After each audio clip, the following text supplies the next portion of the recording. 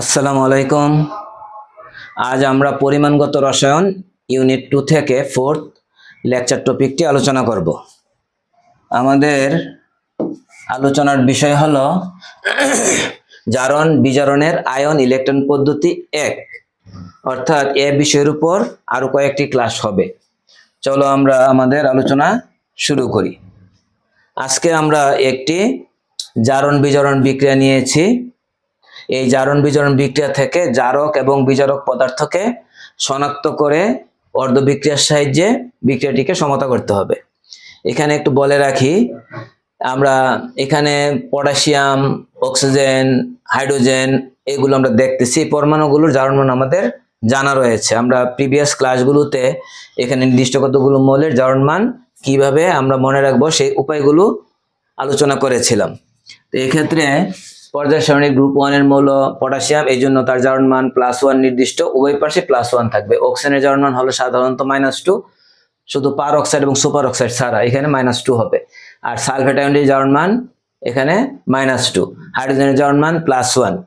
হাইড্রোজেনের জারণ মান শুধুমাত্র ধাতব হাইড্রাইডে -1 হয়, অন্যান্য ক্ষেত্রে +1 হয়ে থাকে। তাহলে বাকিগুলো এর মধ্যে আমরা দেখতে পাই ক্রোমিয়াম এবং আয়রনের জারণ মান আমাদের জানতে হবে। বাকিগুলো আমাদের জারণ মান হিসাব করার কোনো প্রয়োজন নেই।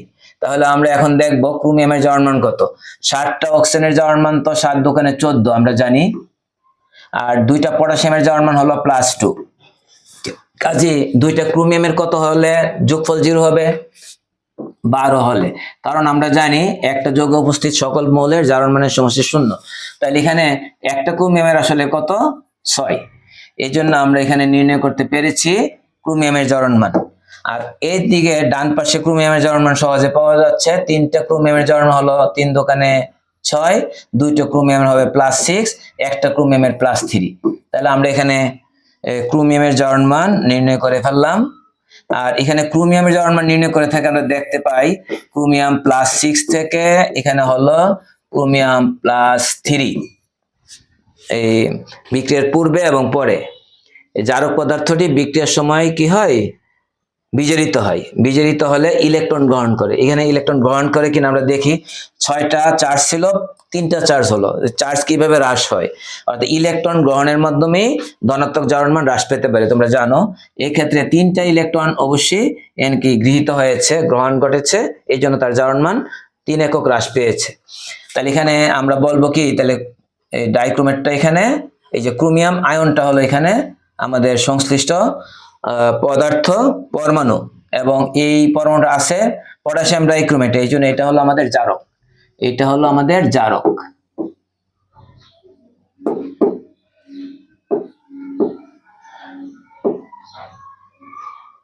আমরা জারক পেয়েছি।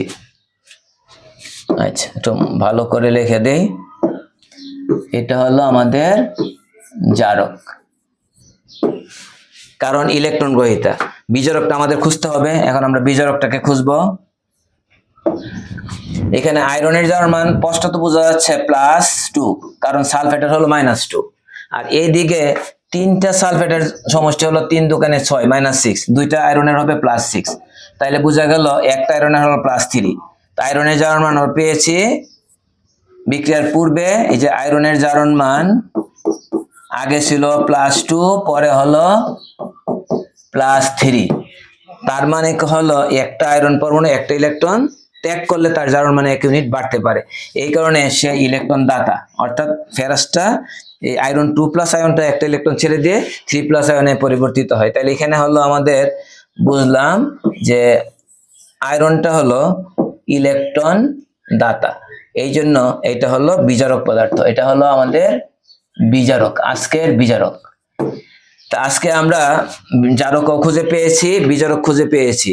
আর এখানে আরেকটা কথা মনে রাখতে হবে, এই K2Cr2O7 এটা জলীয় দ্রবণে 2টা আয়নে সেপারেট হয়ে যায়। এই পটাশিয়াম আয়ন আর হলো Cr2O7 এইটা এই ধরনের 2টা আয়নে ভাগ হয়ে বিভক্ত হয়ে যায়।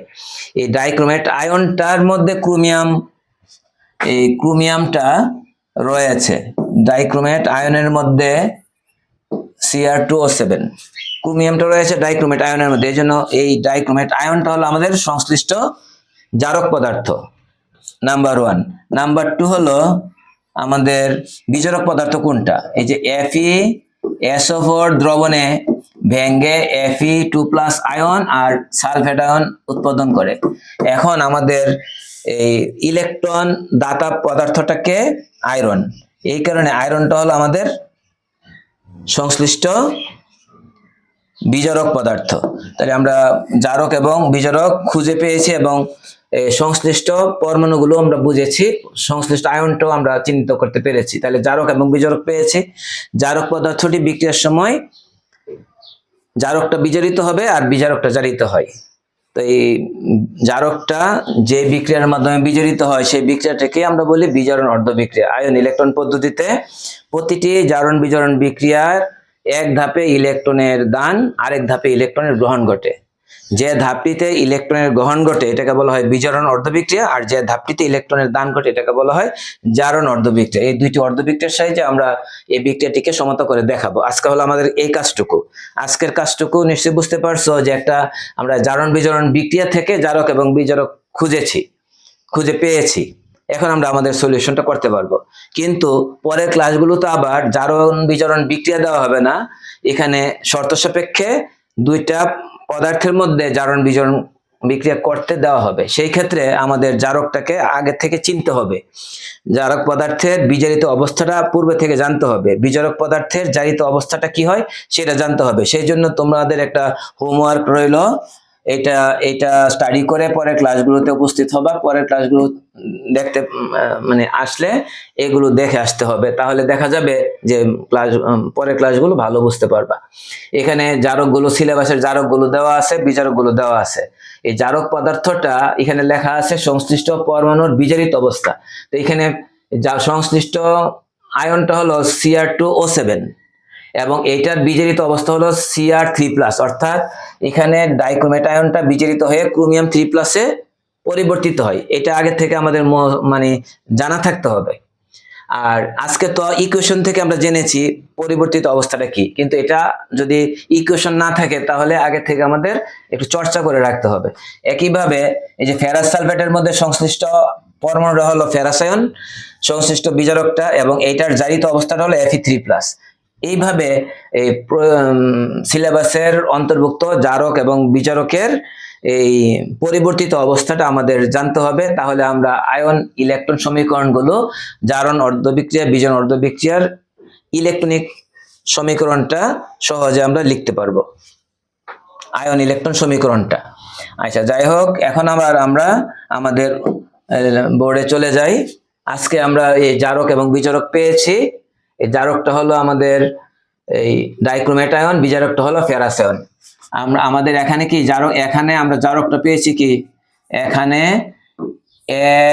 Cr2O7 হলো জারক। আমরা একটু লিখে নেই, এখানে Cr2O7 এইভাবে না লিখে আমরা একটু বর্ধিত করে লিখি।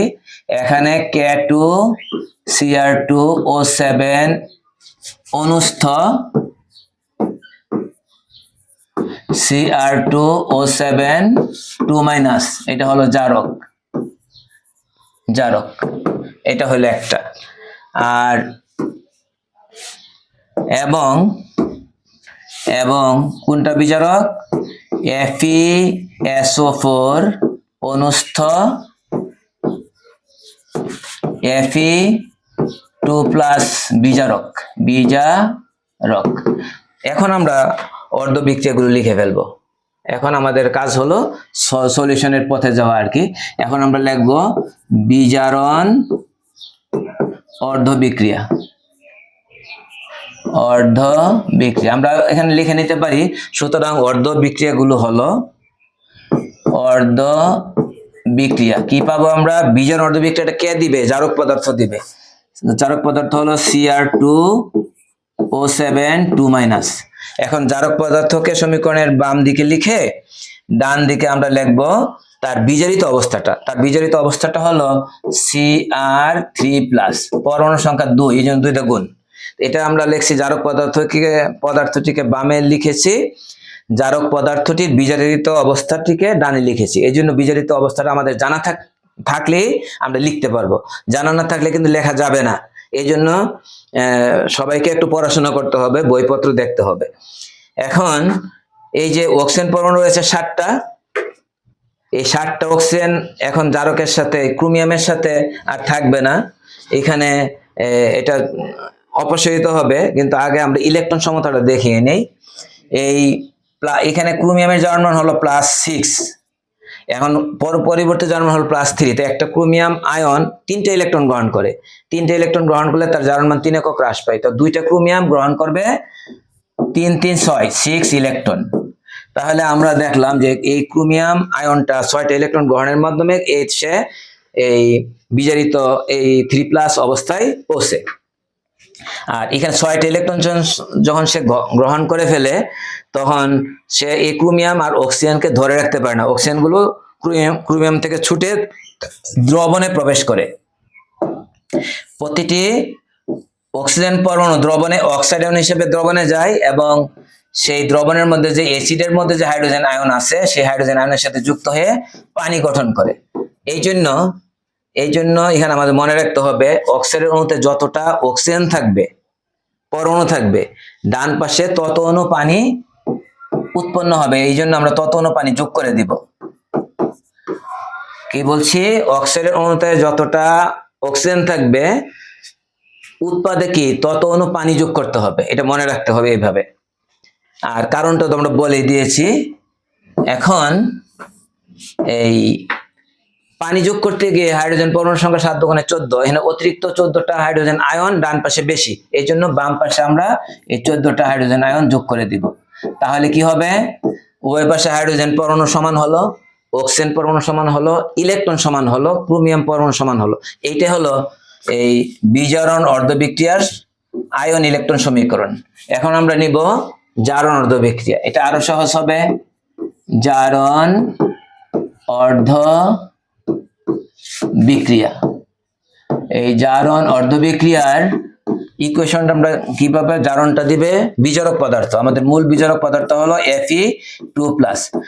এইটা আমরা একটা ইলেকট্রন ছেড়ে দিয়ে কি হয়, Fe3+। আমরা এইভাবে আস্তে আস্তে লিখি, বিজারক পদার্থকে বামে লিখবো সবসময়, আর ডানে তার জারিত অবস্থাটা লিখবো, তারপর ইলেকট্রন ক্যালকুলেশন করব। +2 থেকে +3 কিভাবে সম্ভব? একটা ইলেকট্রন দান করলেই সম্ভব। ফেরাসায়নটা একটা ইলেকট্রন ছেড়ে দিয়ে ফেরিক আয়নে রূপান্তরিত হয়, +2 থেকে +3 হয়। তাহলে এইখানে আমাদের ইলেকট্রনিক সমতা হয়ে গেছে বিধায় এইটা হলো আমাদের 2 নম্বর জারণ অর্ধবিক্রিয়া। এখন এই দুইটা অর্ধবিক্রিয়া থেকে আমাদের কি করতে হবে? এই জারণ বিজারণ বিক্রিয়াটা পাইতে হবে। তো এই জারণ বিজারণ বিক্রিয়াটা কি? অর্থাৎ এই বিজারণ অর্ধবিক্রিয়া এবং জারণ অর্ধবিক্রিয়ার সমষ্টি হলো কিন্তু জারণ বিজারণ বিক্রিয়া। আমাদের মনে রাখতে হবে, বিজারণ অর্ধবিক্রিয়ায় যে পরিমাণ ইলেকট্রনের গ্রহণ ঘটবে, জারণ অর্ধবিক্রিয়ায় সমপরিমাণ ইলেকট্রনের দান ঘটতে হবে। এই কারণে দান গণ সমান দেখানোর জন্য এখানে 1 মোল ডাইক্রোমেট আয়ন 6 মোল ইলেকট্রন গ্রহণ করে, আর 1 মোল ফেরাস আয়ন 1 মোল ইলেকট্রন দান করে। তাহলে সমান কিভাবে হবে? এই ডাইক্রোমেট আয়ন যদি 1 মোল থাকে, তাহলে আমাদের ফেরাস আয়ন নিতে হবে 6 মোল। তাহলে কি জারণ বিজারণ বিক্রিয়াটা সম্পন্ন হবে। তাহলে একটা ডাইক্রোমেট আয়ন থাকলে 6টা ফেরাস আয়ন প্রয়োজন জারণ বিজারণ বিক্রিয়াটা কমপ্লিট করার জন্য। এই জন্য আমরা কি করব, 2 নং সমীকরণকে 6 দ্বারা গুণ করে একের সাথে যোগ করে দিব, তাহলে আমাদের জারণ বিজারণ বিক্রিয়াটা পেয়ে যাব। তাহলে আমরা এখন কি করব, 1 কে গুণ করব না, 2 কে 6 দ্বারা গুণ করে যেটা পাবো সেটার সাথে আমরা 1 যোগ করে দিব। যোগ করে যেটা হয় সেই রেজাল্ট আমরা এখানে দেখব। আমরা কি করতেছি, 2 কে 6 দ্বারা গুণ করে একের সাথে যোগ করব। 2 হলো Cr, মানে একটা আমরা লিখে নেই Cr2O7। 1 নম্বর ইকুয়েশনটা কোনো চেঞ্জ হবে না। এটা কি হবে, এটা ছিল আমাদের এরকম, আমরা একবারে লিখতে পারি। এখানে মনে রাখতে হবে, যতটা অক্সিজেন থাকবে ডান পাশে তত অণু পানি, তো বাম পাশে কি তার সমপরিমাণ হাইড্রোজেন আয়ন যোগ করতে হবে, যোগ করে দিলাম। আর এখানে ক্রোমিয়ামের জারণ মান 6 থেকে 3 হওয়ার জন্য 3টা করে ইলেকট্রন গ্রহণ করে, তো 6টা ইলেকট্রন গ্রহণ করে আমাদের মস্ত হয়ে গেছে। এখন ডান পাশে 2Cr3+ আর 7 অণু পানি ছিল, আমরা উল্টাভাবেও বিক্রিয়াটা লিখতে পারতেছি। তাহলে এখানে লেখার কৌশলটা কি, এই যে ডাইক্রোমেট আয়নটা লিখলাম প্রথমে, লিখার পরে আমরা জানি ডান পাশে কি হবে, 2টা ক্রোমিয়াম হবে, এটা জানি। আর অক্সিজেন 7টা থাকলে 7 অণু পানি হবে, সেটাও জানি। আর পানির বিপরীতে 14টা প্রোটন বাম পাশে হবে, আর ইলেকট্রনটা সমতা করে দিব, শেষ। তাহলে এখানে আমরা পেয়েছি এই, আমরা ওই বিজন অর্ধবিক্রিয়াটাকে লিখেছি, আমরা কিছু করি নাই। এখন আমরা জারণ অর্ধবিক্রিয়াটাকে আমরা 6 দ্বারা গুণ করব, 6Fe2+ মাইনাস 6 ইলেকট্রন, এখানে পাচ্ছি 6Fe3+। এখন এই দুইটাকে যোগ করতে পারলে আমরা আগায় গেলাম, আমাদের কাজ হয়ে গেল। এখন যোগ করলে হবে Cr2O7 2- যোগ 6Fe2+ যোগ 14টা হাইড্রোজেন আয়ন, এরপরে এরো, এখানে 6 ইলেকট্রন প্লাস মাইনাস ক্যান্সেল দেখতে পারতেছো। এরপরে 2Cr3+ যোগ 6Fe3+ যোগ 7 অণু পানি, বেশি প্রান্তে চলে গেছে, আমরা একটু টেনে নেই। আচ্ছা, তাহলে এখন দেখা যাচ্ছে এইটাই হলো জারণ বিজারণের আয়ন ইলেকট্রন সমীকরণ। এই ক্ষেত্রে এটা আয়নিক ইকুয়েশন দেখা যাচ্ছে, এখানে দর্শক আয়নগুলো অনুপস্থিত। দর্শক আয়নগুলো জারণ বিজারণে যদি অংশগ্রহণ করে না, কিন্তু বিক্রিয়ক এবং উৎপাদের সাথে কি এগুলো সংযুক্ত থাকে। তো সেই ক্ষেত্রে উভয় পাশে যদি আমরা দর্শক আয়নগুলো যোগ করে নেই, তাহলে এই ইকুয়েশনটাকে আণবিক সমীকরণে পরিণত হবে, অর্থাৎ আয়ন ইলেকট্রন সমীকরণটাকে আমরা আবার আণবিক সমীকরণে পরিবর্তিত করতে পারতেছি। এখানে আমরা যদি উভয় পার্শ্বে প্রয়োজনীয় আয়ন সমূহ যোগ করি, যোগ করার কৌশলটা কি, এখানে ডাইক্রোমেট আয়নটা মূলত আসছে পটাশিয়াম ডাইক্রোমেট থেকে। তাহলে এই জন্য পটাশিয়াম ডাইক্রোমেট লেখার জন্য পটাশিয়ামটা অ্যাড করে লিখতে হবে। তাহলে আমরা লিখবো পটাশিয়াম ডাইক্রোমেট K2Cr2O7। লেখার সময় সংকেত এবং যোজনী খেয়াল রাখতে হবে। ডাইক্রোমেটের যোজনী 2, এই জন্য 2টা পটাশিয়াম ঢুকলো। আর ফেরাস আয়ন হলো 6টা, এই জন্য 6টা ফেরাস সালফেট হবে, কারণ সালফেটের যোজনী ফেরাসের যোজনী সমান, এই জন্য 6টার সাথে 6টা ঢুকবে। আর এখানে আছে 14টা হাইড্রোজেন আয়ন, এখানে হাইড্রোজেন আয়ন তো একাধিক জায়গায় নাই, এই জন্য 7 অণু সালফিউরিক অ্যাসিড দিয়ে দিব, H2SO4। এরপর এর চিহ্ন দিলাম। এখানে মনে রাখতে হবে 2টা পটাশিয়াম দিয়েছি বাম দিকে, ডান দিকে কিন্তু পটাশিয়াম নেই, এই জন্য 2টা পটাশিয়াম বামে যোগ হলে ডানও 2টা পটাশিয়াম থাকবে। 2টা পটাশিয়াম থাকলে হবে পটাশিয়াম সালফেট। পটাশিয়ামটা তো শুধু দ্রবণে থাকবে না, এটা সালফেটের সাথে যুক্ত হয়ে লবণ তৈরি করে থাকবে। পটাশিয়াম সালফেট প্লাস, আমরা ডানে না লিখে নিচে লিখি, ক্রোমিয়াম আছে 2টা, তাহলে হবে chromium sulphate Cr2SO4 chromium sulphate. আর আয়রন আছে 6টা, 6টা থাকলে আমরা জানি ফেরিক সালফেটের একটা অণুতে কি হয়, Fe2SO4 2টা আয়রন দরকার। তা 6টা ফেরিক আয়ন আছে, 6টা যেহেতু Fe আছে, তাহলে 3 অণু হবে ফেরিক সালফেট। এটা হিসাব করে লিখতে হবে, 6টা লিখলে হবে না, কারণ প্রতি অণুতে 2টা করে আয়রন ইউজ হচ্ছে, এই জন্য 3 অণু হবে। আর 7টা পানির কোনো চেঞ্জ হবে না, 7 অণু পানি আমরা এখানে লিখে ফেলবো, 7H2O। তো 7 অণু পানি। তাহলে এই বিক্রিয়াটা একটু ভালোভাবে দেখে নাও। এইটা হলো আমরা যে জারক বিজারক নিয়েছিলাম, সেই জারক বিজারকের সমন্বয়ে ওই জারণ বিজারণের আণবিক সমীকরণ। আমরা এটা হলো জারণ বিজারণের আয়ন ইলেকট্রন সমীকরণ, এটা হলো জারণ বিজারণের আণবিক সমীকরণ। আমাদের এই পর্যন্ত আসলেই আমাদের কাজটা আমরা সম্পন্ন করেছি, আর কিছু লিখতে হবে না। এটাই হলো আমাদের নির্ণয় সমীকরণ। তো ঠিক আছে, আজকে আমাদের প্রবলেমটা আলোচনা শেষ করেছি, এই জন্য আর আজকে আর কথা বলবো না, ভিডিও তো বড় হয়ে যাচ্ছে। তোমরা আগামী পরের ক্লাসগুলোতে ওই ছকটা দেখে আসবা, যে ছকটা দেখানো হয়েছে। তাহলে আজকে এখানেই রাখলাম, আল্লাহ হাফেজ।